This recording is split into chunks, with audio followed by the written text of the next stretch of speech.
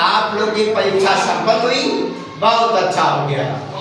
आपका जो लेवल था वो एक कदम आगे बढ़ गया, यानी कक्षा आपकी क्या हुई, आगे बढ़ गई। अब रही बात शिक्षा अध्ययन का, पढ़ना, तो वह छात्र हमेशा आगे बढ़ेगा जो पढ़ेगा, और जो छात्र पढ़ना चाहेगा वो पढ़ लेगा, और जो छात्र पढ़ना नहीं चाहेगा उसे कोई पढ़ा नहीं सकता है। अध्यापक सिर्फ आपको बताते हैं, करना तो आप। ये बात।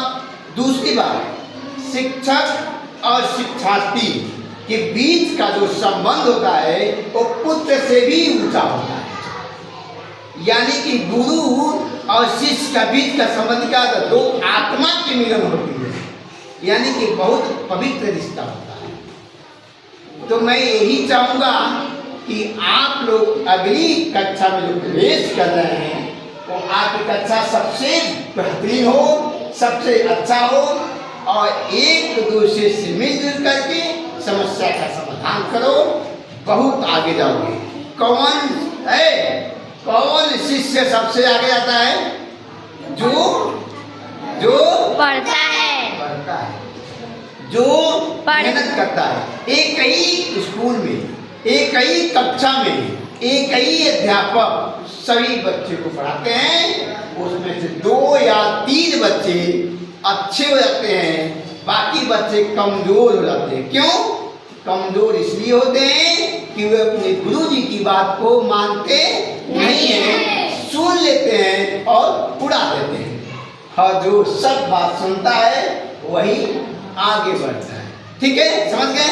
तो ये ध्यान दे कि अच्छे से मेहनत करिए, और अगली कक्षा को, इस कक्षा में जो आप पढ़े हैं इसमें आपका जो अंक मिला है इसका ध्यान आपको नहीं देना है।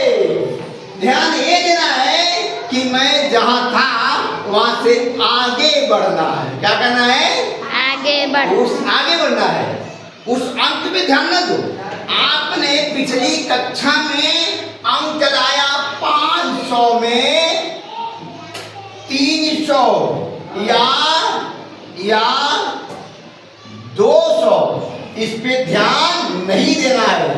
ध्यान ये देना है कि अगली कक्षा में हमें 500 में 400 या 450 का टारगेट करना है।